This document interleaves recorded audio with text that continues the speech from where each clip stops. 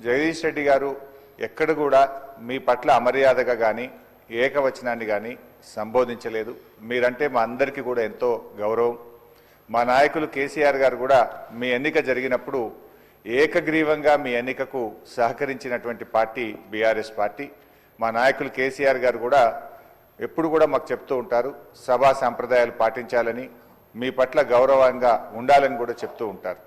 So మాకు ఎక్కడ కూడా బీఆర్ఎస్ పార్టీకి కానీ మా సభ్యులు జగదీష్ రెడ్డి గారికి కానీ మీ పట్ల మంచి గౌరవం ఉంది తప్ప మేము ఎక్కడ దురుద్దేశంగా కానీ ఏకవచనంని మీ పట్ల ప్రయోగించలేదు. అందువల్ల మాకు కూడా, ఎందుకంటే నిన్న జగదీష్ రెడ్డి గారికి మీరు మైక్ ఇచ్చుంటే వారు చెప్పుకునే అవకాశం ఉండేది.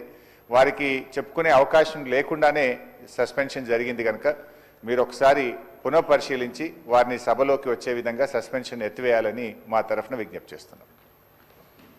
రామచంద్ర నాయక్. ధన్యవాదాలు అధ్యక్ష.